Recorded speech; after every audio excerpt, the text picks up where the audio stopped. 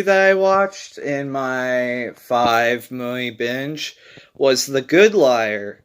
And yeah, I mean, I liked it, but I found it kind of disappointing because I was expecting more of a psychological thriller along the lines of Pet, where two characters are you're constantly going back and forth between them, like which one is the biggest monster. And like you start out thinking it's one, but in the end you realize it's actually the other. That's kind of what I was expecting from The Good Liar, but it's not that at all. One of them's more of a clear-cut villain than the other one, and it's just kind of not as layered as I thought. So like the ending was kind of disappointing from that front when you realize it's not all that layered. There's still two very likable, charismatic performances from Ian McKellen and Helen Mirren in this movie, though. Like, they both are super likable together. They're both, like, adorable as a couple. Like, you do like seeing them together, and, like, it's very sweet. But, like, now with, like, the new context of knowing the mystery, it feels kind of like. What's the word? Now knowing the context of like the whole story, it kind of undoes the sweetness of their chemistry. It kind of undoes the work that the film did for it, now that I think about it. Because like the twists, they're interesting, and like they're predictable, but in a way that I wasn't initially predicting.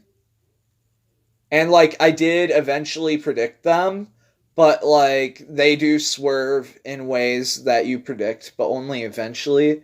Like they're not immediately like, "Oh, I think it'll go this way." But then it's like as you start watching it, you're like, "Oh, it's going to go this way." But yeah, it was fine. I just wished it was more complex and layered, and like I wish there was like it got my head more rattled, and that it was more intense and mysterious, maybe more violent. Use that R rating up a little bit more. Uh yeah, but it was like it was fine. It was just a little bit disappointing cuz after that the 1 minute trailer is stunning if you're like watching it and expecting that. Like, oh, it's such a good trailer. But yeah, I would give it like a 7.25 or 7.5. I'm between those two. So I think 7.38 would be good for that one.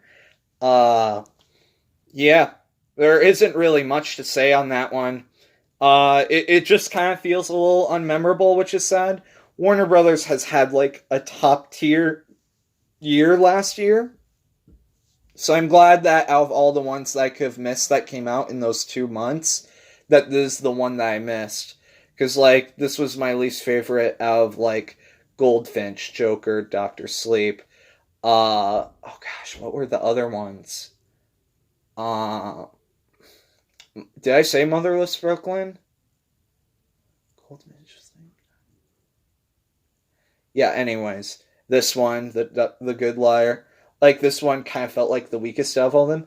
I thought I had heard really good things about it. Like it has a really high audience score of like 80%. So I guess it is like overall pretty likable, but it's not very lovable. Like it's got good parts, but it doesn't have a great whole, because like you can figure it all out pretty quickly. And maybe it's just because I've become very accustomed to the psychological thriller genre, and I've been able to figure these all out pretty quickly because it's like one of my favorite genres. I've seen so many of these that I know how all of them work practically, and Knives Out was kind of refreshing for that. But yeah, all right, so now I'm gonna order all five and my overall thoughts on all of them. So first place is A Beautiful Day in the Neighborhood. Second place is Color Out of Space. Third and fourth place are kind of interchangeable because I like them both for different reasons. Gemini Man and The Good Liar. But I think if you had me rank them, and if we're talking purely quality and like that from that point of view, I'd pick Good Liar third. But if you're asking for like my recommendation of entertainment value, I'd go Gemini Man for So Bad It's Good. So like do with that what you will. And then fifth last place, just because it's totally not my field, I'd go Spies in Disguise, even though it did have some cool concepts in there. And yeah, thanks for watching.